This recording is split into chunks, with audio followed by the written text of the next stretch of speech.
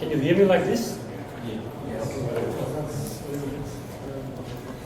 So thank you very much to have me here, to have invited me here, to give me the opportunity to share some experiences we have at BASF Antwerp in introducing me.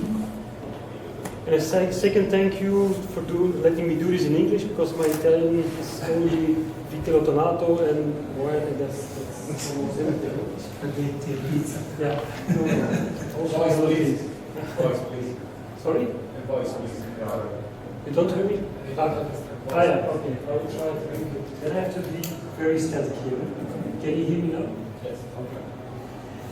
So, I'm working for 20 years now for BASF in Antwerp, in different functions, coming from research and development, production, internal consultancy, head of procurement, and now I'm, like the president says, responsible for Verbund site development optimization, and a part of that is continuous improvement, and that's why I'm here today to explain what we are doing around continuous improvement.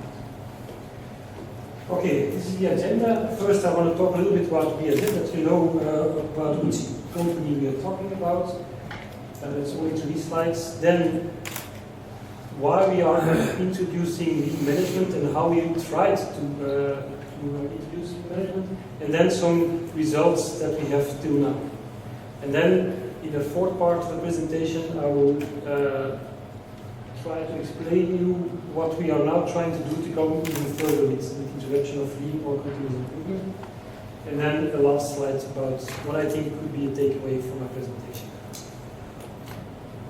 Okay, BASF is the biggest chemical company in the world. We have about 112,000 employees and a turnover of about 74 billion euros. And there's an important number for this presentation. We have 376 sites. At least we think we have that much. If you ask 5 people, they will tell you another number. So it's a very complex company.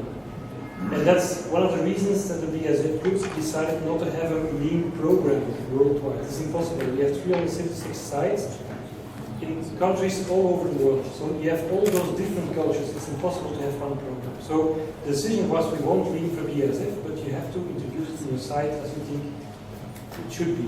So we as BASF Antwerp are responsible alone to have the lean introduction.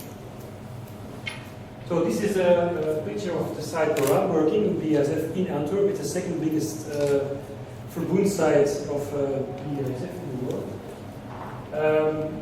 About 6 square kilometers, 2,000 employees, and 1/10 of the turnover of the BASF group. And we have around 50 plants on one side. But you have to know this is a pure production site. We only produce, no R&D, no marketing, no sales, nothing, only production. So our main target is operational excellence. That's what we have to do. That's our job. That's why we said, I have already mentioned the Verbund. It's a German word that is taken over in English and it's not translated, and we want to keep it that way.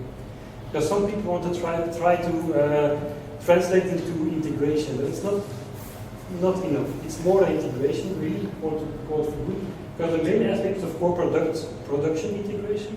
So the product of the one plant is a raw material for the next, and this for a complete value chain.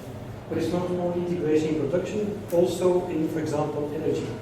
We have plants that, during the reaction, produce energy. We will use this energy in other plants that needs energy. So, to give you an example, in the summer we don't need external energy because we are in balance. That's also part of the integration. And there are a lot of other aspects in this integration. We also have safety of the environment integration. We have common infrastructure. But why am I telling you this? Not just for promotion, also for promotion, but not for just. It means I want to show you that everything on our site is connected to everything. So it's a very complex web of processes, and that makes it very important for us to have a clear overview of the processes. And when we start optimizing these processes, we have to make sure that we do it end to end, which is a big challenge. Okay, so we said we want to introduce lean management to foster operational excellence. So how did we start? We started with a big operational excellence program in 2010. This program had 6 different aspects, which are here on the slide. And 5 of them were, let's say, typical for a normal operational excellence program. Like we would like to increase automation, we want to educate our people, we want to do process optimization. Everything is, let's say, normal program. The big difference is we said we want to do those 5, the 6th one later, the 5 ones together. Why is that? Because sometimes if you have an older plant and you want to change automation, you never have a business case. Because it only costs money and you won't produce 1 ton more, at least not in the beginning. But if you take everything together, maybe you can have business cases after all. So that's how we started. But then we said we don't want to have a step change. We want to avoid that we have to do this program again in maybe 5 or 10 years. So we were aiming now for continuous improvement. And that's what we want to do in one project, do a step change, and then introduce a new culture, a culture of continuous improvement. And that is then the 6th aspect, what we call then lean management. There were a lot of discussions, do we want to call it continuous improvement, lean management, Six Sigma? We said, okay, we keep it lean. We call it lean. And how did we start? We started in a full push mode. So we just start and we said to the people, we are going to do it and we will help you. So in introduction, we started with this big OPEX program, which is called Opal 21. And then there was also a smaller project in the analytical services called Ocean. To support this, we had a very small group. This is my department, the Good Science Development Organization group, where we have a special group. It's called Continuous Improvement. And in this Continuous Improvement group, we have a few people, 4, but at the start we only had 2, who had to support this lean project. So we had not much to go, 2 people is not that much if you have 50 plants. So they had to run a lot to help people. So everything went not that fast. And the management said to us, introduction of lean management cannot be a separate project. We have a lot of projects, we have investment projects, we have cooperation excellence projects. We still don't call it a separate project, which is a challenge. So what we came up with, okay, we won't introduce it as a separate project. We will help existing projects and send our lean experts to the existing projects and in this way support the existing project and in the meanwhile educate the people what lean is and how you can manage a project in a lean manner. That were the first steps that we did. Okay. So, where are we now for the moment? The first results. As I said, we started with this OPEX project in production, so we are, let's say, on a good way in production. We have a separate structure in production. It looks a bit complicated, it's a consultant slide, that's why it's so but it's quite easy. We have a 4-shift system, so the plants are running 24 hours a day, 24 hours a day, 360 days a year. So we have 4 shifts. Every shift now takes time to sit together and think about things that can be optimized. And they try to solve it. They come with the problem, but they also try to solve the problem themselves. And that we have in the 4 shifts. And then when one shift has a solution, they then communicate with other shifts and then try to come to a common solution which is then introduced. This is, let's say, the normal day-to-day improvement project. But we also have what we call ad hoc teams, where we, let's say, mingle the people, being shift people, but also, let's say, the white collars together, to think about certain topics. For example, we want to reduce the energy consumption, which is something that probably won't come up in the first group, but then we said, okay, if we need it, we put it in a group, put some people together, maybe for 2 weeks, 3 weeks, 4 weeks, and they will think about ideas. And then the third element is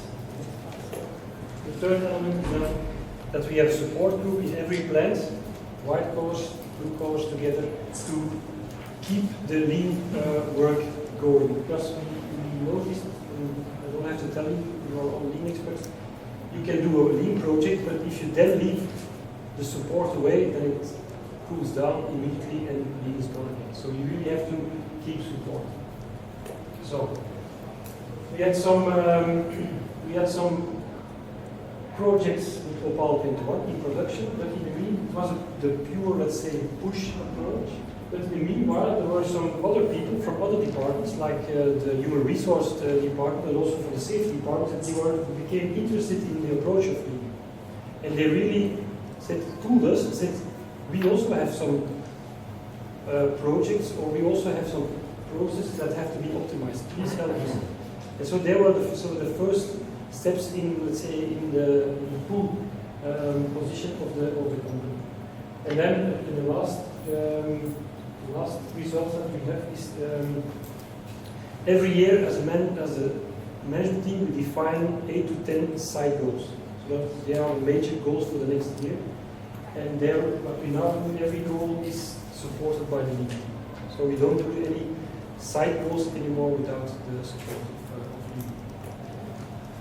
But then, okay, like I just mentioned, we were then, let's say, wondering where are we now, and then we were just collecting, let's say, slides. But then we said maybe we have to do it in more detail and really try to see where are we now with lean. What do we have to do? Where can we come better?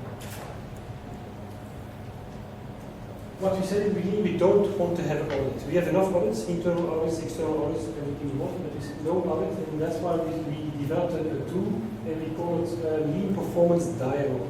It's around 8 topics, it's a structured interview. We have 8 topics with different questions, but we don't go through all these questions. We just talk with the plant management and the people on the shifts and ask them questions where they think they're standing. And then they get this spider, and if you translate this spider, these are all the different plants and the different units on the site, then you get this picture. It's ordinary, you cannot add this on, just to get an idea. And what you see from here is that we've gone in time a long way, but still, if you want lean self-supported, the black part, yeah, the success is not that big. So we are, let's say, in a typical, we hit the wall. And this is Hitachi Consulting leadership opportunity model, that you probably know. And it is typical for lean programs. In the beginning, people are happy, they want to work, they start working, but after a while, after the 5S programs and the few guys, people said, okay, we are finished. And there we say, no, we are here, but we want to become a fully embedded company, lean embedded company, so we have to bring the work. That will be then the next part of the presentation. How do we want to break the wall? So, as I said, we are a chemical company. Maybe this reminds you of your unit, the lab. And what we said is, it is like a chemical reaction, and with the right toolbox, let's say the right ingredients and the right support, being the energy here in this case, you can do something. But we believe that you can have more results and better results if you add a catalyst. And the catalyst is in this case the belief. Because it is very, very difficult to convince people with numbers and data that lean is really something that can mean something for your company. Higher management always say, show me the business case, which is very, very, very difficult in the case of lean. So we convinced our management to refocus and said, okay, we want to add belief to our concept. And so the first point is that A nome del Presidente Sergio Vittiglio e di tutti gli associati vi ringrazio per la partecipazione davvero numerosa. Ho sentito il ringraziamento anche allo sponsor Trilogic che con il suo supporto ha reso possibile l'organizzazione di questo evento e di altri nel corso del 2015. Ricordo brevemente che Trilogic è una multinazionale francese che fornisce soluzioni modulari per stoccaggio e trasporto di materiali. Ma veniamo al programma del pomeriggio. Rispetto alla comunicazione che avete ricevuto c'è un piccolo cambiamento. Mr. Philip Buskens, Vice President Site Development and Optimization della BAS, nonché Guest Professor dell'Università di Antwerp, per un impegno di lavoro deve rientrare ad Antwerp prima del previsto e ci ha chiesto pertanto di poter anticipare il suo intervento. Quindi do subito la parola a Mr. Buskens, rimandando il resto della presentazione a dopo la sessione di domande e risposte che seguirà la presentazione del professor Buskens. Can you hear me like this? Yes. So thank you very much to have me here, to have invited me here, to give me the opportunity to share some experiences we have at BASF Antwerp in introducing Lean. And a second thank you for letting me do this in English, because my Italian is only Vitello Tonato and more, and that's almost everything. Spaghetti e pizza. Yeah. Voice, please. Voice, please. Sorry? Voice, please. You don't hear me? Yeah, okay. I will try to. Then I have to be very static here. Can you hear me now? Yes. Okay. So, I'm working for 20 years now for BASF in Antwerp, in different functions, coming from research and development, production, internal consultancy, head of procurement, and now I'm, like the president says, responsible for Verbund site development optimization, and a part of that is continuous improvement, and that's why I'm here today to explain what we are doing around continuous improvement. Okay, this is the agenda. First, I want to talk a little bit about BASF, that you know about which company we are talking about. It's only 3 slides. Then, why we are introducing lean management and how we tried to introduce lean management, and then some results that we have till now. And then, in the 4th part of the presentation, I will try to explain you what we are now trying to do to go even further with the introduction of lean or continuous improvement. And then the last slide about what I think could be a takeaway from my presentation. Okay, BASF is the biggest chemical company in the world.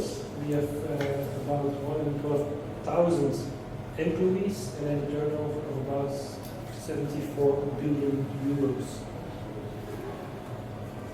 And there's an important number for this presentation. We have 376 sites. At least we think we have that much. If you ask 5 people, they will tell you another number. So it's a very complex company.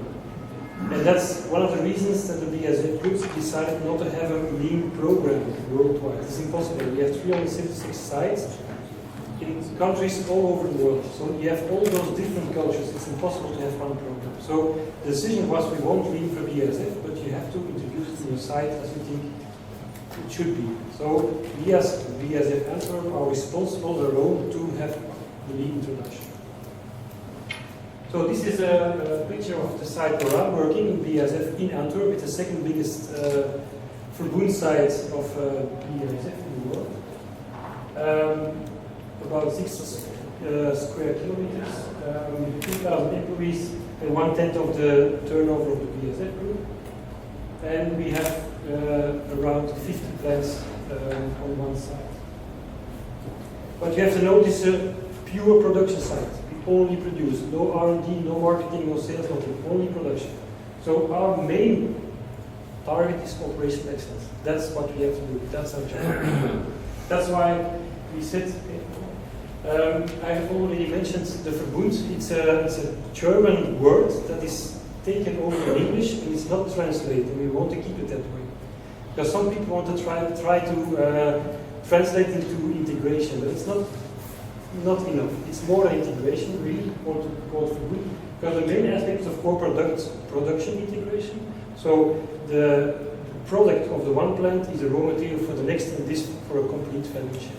But it's not only integration in production, also in, for example, energy. We have plants that during the reaction produce energy, we will use this energy in other plants that needs energy. So, to give you an example, in the summer we don't need external energy because we are in balance. That's also part of the integration. And there are a lot of other aspects in this integration. We also have safety of the environment integration. We have common infrastructure. But why am I telling you this? Not just for promotion, also for promotion, but not for just. It means I want to show you that everything on our site is connected to everything. So it's a very complex web of processes, and that makes it very important for us to have a clear overview of the processes. And when we start optimizing these processes, we have to make sure that we do it end to end, which is a big challenge. Okay, so we said we want to introduce lean management to foster operational excellence. So how did we start? We started with a big operational excellence program in 2010. This program had 6 different aspects, which are here on the slide. And 5 of them were, let's say, typical for a normal operational excellence program. Like we would like to increase automation, we want to educate our people, we want to do process optimization. Everything is, let's say, normal program. The big difference is we said we want to do those 5, the 6th one later, the 5 ones together. Why is that? Because sometimes if you have an older plant, and you want to change automation, you never have a business case. Because it only costs money and you won't produce 1 ton more, at least not in the beginning. But if you take everything together, maybe you can have business cases after all. So that's how we started. But then we said we don't even want to have a step change. We want to avoid that we have to do this program again in maybe 5 or 10 years. So we were aiming now for continuous improvement. And that's what we want to do in one project, do a step change, and then introduce a new culture, a culture of continuous improvement. And that is then the 6th aspect what we call then lean management. There were a lot of discussions, do we want to call it continuous improvement, lean management, Six Sigma? We said, okay, we keep it lean. We call it lean. And how did we start it? We started in a full push mode. So we just start and said, to the people, we are going to do it and we will help you. So in production we started with this big OPEX program, which is called Opal 21. And then there was also a smaller project in the analytical services called Ocean. To support this we had a very small group. This is my department, the Good Science Development Organization group, where we have a special group. It is called Continuous Improvement. And in this Continuous Improvement group we have a few people, 4, but at the start we only had 2, who had to support this lean project. So we had not much to go on. 2 people is not that much if you have 50 plants. So they had to run a lot to help the people. So everything went not that fast. And the management said to us, introduction of lean management cannot be a separate project. We have a lot of projects, we have investment projects, we have cooperation excellence projects. We still don't call it a separate project, which is a challenge. So what we came up with, okay, we won't introduce it as a separate project. We will help existing projects and send our lean experts to the existing projects, and in this way support the existing projects, and in the meanwhile educate the people what lean is and how you can manage a project in a lean manner. That were the first steps that we did. Okay? So, where are we now for the moment? The first results.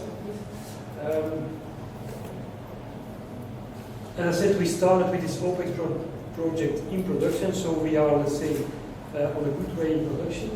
We have a separate structure in production. It looks a bit complicated, it's a consultant slide, that's why it's so but it's quite easy. We have a 4-shift system, so the plants are running 24 hours a day, 24 hours a day, 360 days a year.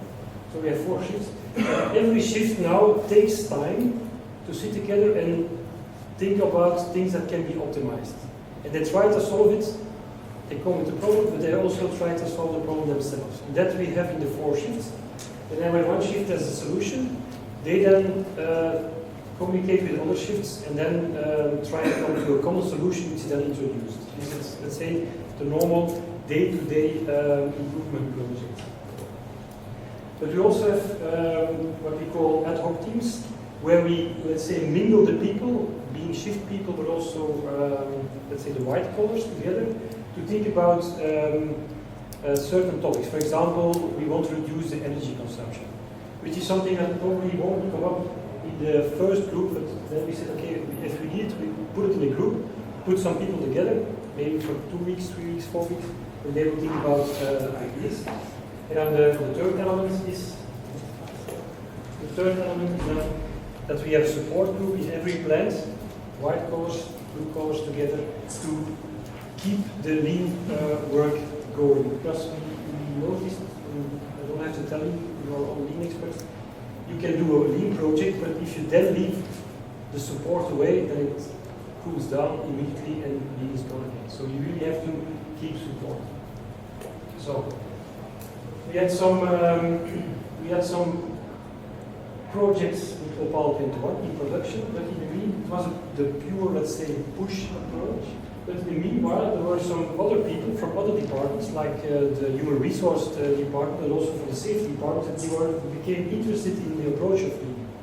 And they really told us, said, we also have some projects, or we also have some processes that have to be optimized. Please help us. And so they were the first steps in, let's say, in the pull position of the company. And then in the last results that we have is every year as a management team we define 8 to 10 side goals. So that they are major goals for the next year. And there, what we now do, every goal is supported by the lead team. So we don't do any side goals anymore without the support of lead. But then, okay, like I just mentioned, we were then, let's say, wondering where are we now, and then we were just collecting, let's say, slides. But then we said maybe we have to do it in more detail and really try to see where are we now with lean. What do we have to do? Where can we come better? What we said in the beginning, we don't want to have audits. We have enough audits, internal audits, external audits, everything we want, but there's no audit, and that's why we developed a tool, and we call it Lean Performance Dialogue. It's around 8 topics. It's a structured interview. We have 8 topics with different questions, but we don't go through all these questions. We just talk with the plant management and the people on the shifts and ask them questions where they think they're standing. And then they get this spider.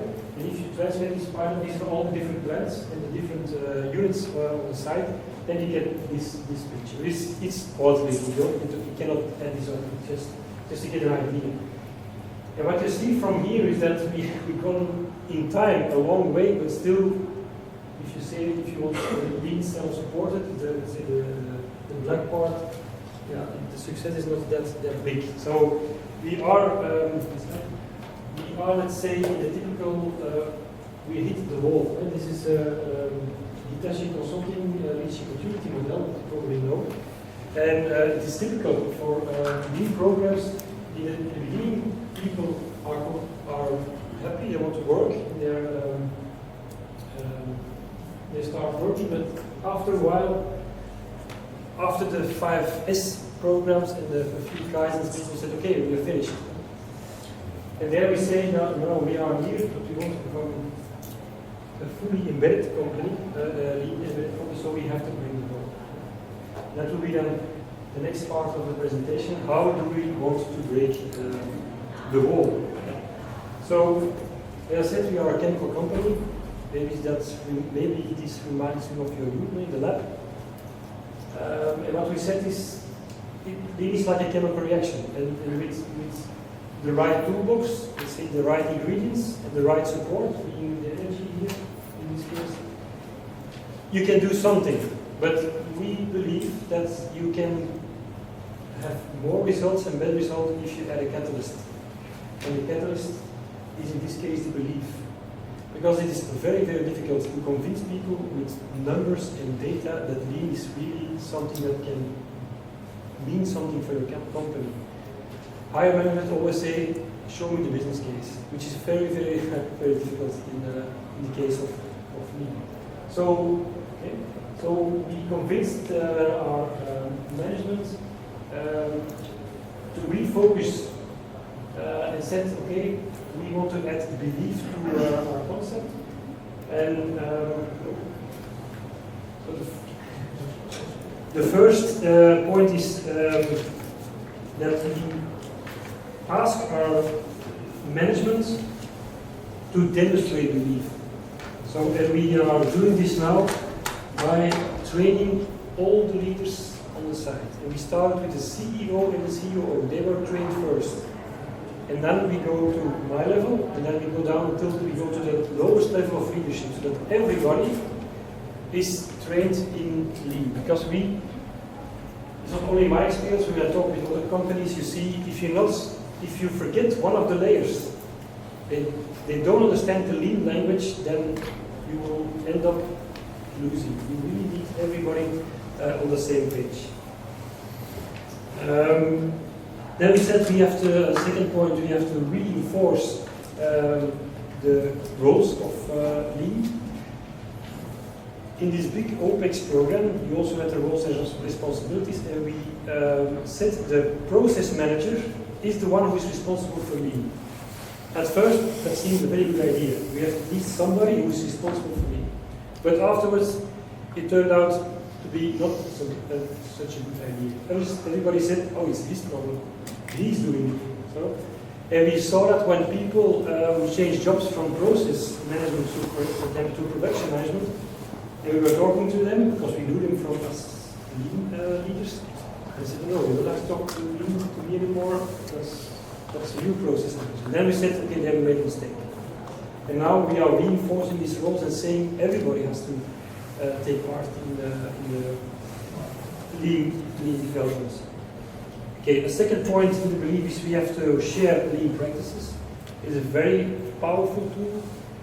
If you share good ideas, it has two purposes. The one is people can copy these good ideas, and secondly, the people who came up with these ideas feel appreciated because you really are putting them in the spotlight and saying these are your ideas, and they are so good that we want them to be copied in the rest of the company.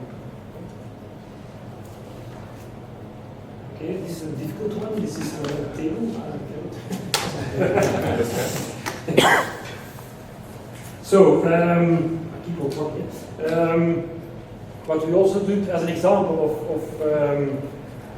of demonstrating this belief, we made a small film with a very famous actress in Belgium, and her first name is Lean. So this was Lean with Lean was called, but they did interviews with all management levels where they said we are convinced that Lean can really do something for our company. So it was, let's say, easy to share among all our people. And then what we also introduced is something that was very popular. We call this Lean on Tour.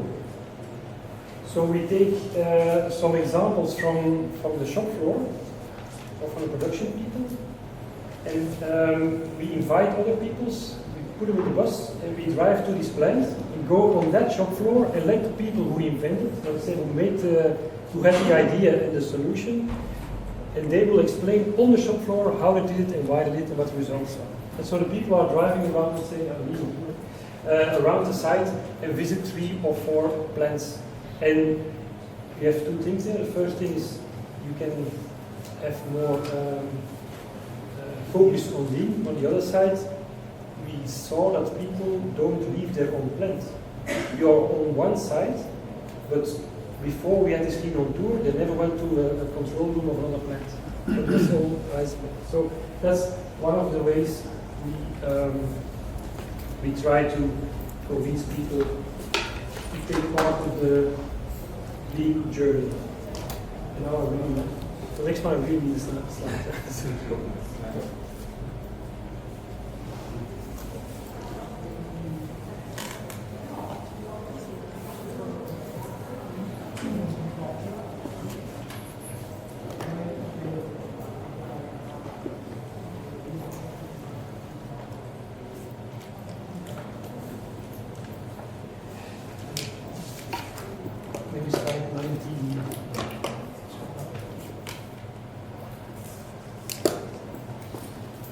That's a quick review of what I just said.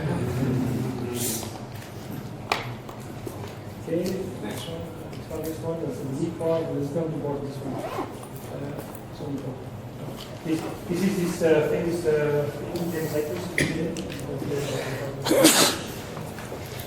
And that's okay. So, another aspect that was, let's say, hindering us to become better in the EU is that we have different initiatives in continuous improvement. We have initiatives around safety, to improve safety. We have initiatives around energy, to improve energy. And we have a lot of different initiatives. We have both small and large. And we have different systems to manage these ideas and to implement these ideas. And we said, no, that's not okay, it's far too complex, it's not we. So now we said we want to divide in small improvement initiatives and large improvement initiatives. And if they're about safety, which is also a waste, or about environment, energy, I don't care about what, innovation, we only have two different initiatives. And the small ones are the basis of the continuous improvement culture. They are so-called day-to-day improvements. That's what we did till today. Most of the time, day-to-day improvements. We just want to say to the people, empower them, just do this. Huh? If you have an idea, implement it. Don't go through big processes to get improvements. And now we are even giving the people a budget, which is very difficult in a German company to give blue-collar people a budget, but we manage that. They have their own budget and they just can use it as they like. And this is typical, what we now say is typical a role for line management. So the support has to come from the line management, not from the central department, from the people who are day-to-day working with their own people. And then we say we need a different approach for the big projects. And those big projects are most of the time business processes. There we really have full-fledged project managers. And then we will introduce the Six Sigma philosophy. So we are now separating both, and responsibility is here with production management, and their responsibility is with the process managers. Okay? Then we have a culture that we have to reward the people, and we had the idea, let's say 20 years ago, that if people have a good idea, we will reward them with money. Not big amounts, but 20, 30, 40, maybe 50 euros. But what happens if you are giving people money, then the unions are there. They are very keen on looking if you do it right. So we have a very bureaucratic and juristic correct manner to distribute 10, 20 and 30 euros. You don't already know what it costs to distribute this 10 euros to the right. We have a lot of discussions where people saying, well, it was my idea, he copied it. So a lot of trouble. It just doesn't work. And the system we had till now, the only way to earn this bonus was if you have an innovative idea. It has to be creative, it has to be new. But that's not what you want to be. Copying is also mean. If somebody has a good idea and I translate it to my environment and get better, it's also continuous improvement. So we said we want away from this part, which is, let's say, only about innovation and very bureaucratic, to a better solution. There is,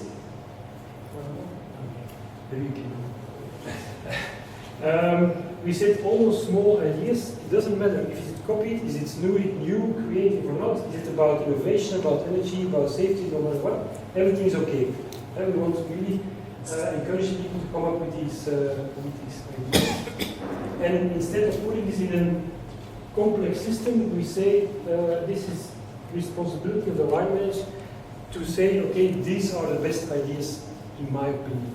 And what he wants to do with it, we don't care. If he wants to still give them money, that's his responsibility. If he just buys a cake or organizes a barbecue, that's his responsibility. What's important for us is, from the site, is that we try to share those ideas. So my team, the central team, we pick out these 100 ideas over the site and check which ones can be, let's say, copied to other parts of the company. And then, out of this one every month, we will pick 4 every quarter, more or less, and then we will put them on the Wall of Fame. We also have sort of a Wall of Fame for safety, where we put up the picture of people. They are chosen by the line management, and then we have 20-25 people get a big picture like this, and our CEO gives them this picture. And they are extremely proud of it. It's amazing how proud people is, and the main reason I think is they can take it home, and they can show it to their family. I got this from the CEO, and we want to do the same. We want to do the same also with team improvement, and then we will pick out 5 per year that are the OPEX awards, and maybe 10 we will give them an award. Our neighbor company, which is smaller, they give them a box of chocolates. I think it won't work anything as it. So, then I'm at my lights. Last slide, the takeaway. I think, in my opinion, as I said, I'm not a lean specialist. I have no belts. Only belts I have is the ones I wear for my trousers. So, maybe it's too obvious for you, but for me, important to have a clear goal, not just a vision. I read somewhere, if the pilot is saying, I'm going to the west, he won't be happy. You want to know where he's really going. So he's going to New York or to Houston, or to Milano in this case, but not saying I'm going to the east or the west. You really have to have a clear goal. In our case, it's operational excellence, which can also be benchmarked. Then get buy-in of all the leaders. We start with a part of, and then you can do something, but to really get going, you need all the leaders. Now, like I said, last month we trained the CEO and the COO, and it makes a huge difference. They now all of a sudden both talk about remake and Kaizen. They know the words and they're talking about it every time. And now they're saying they want this. And we had at the beginning a huge discussion. Will we start in small steps or will we start with a big program? A big program would have meant we had 3,000 people. We trained these 3,000 people. It would take 2 years to train everybody, and then we start with the programs. I don't think it would work in our company. That's why I said just get started. Small steps, and afterwards, then adjust along the way. Because if you are successful, what you want to do with these programs is change the culture. So if you're successful, you are changing the culture. But if you change the culture, then you have to change your approach also. And that's what we see now. We have to, this pure push approach is not working anymore. Now we need a pull approach. And then, depending on the situation we're in, you need more training or you need more support. It depends. So my takeaway is that it is all about culture, and you have to adapt your approach to the culture, your company culture or cultures. That we see even with these 50 plans, they're not all the same. You really have to adapt your approach to the culture. So that's it. Thank you for your attention.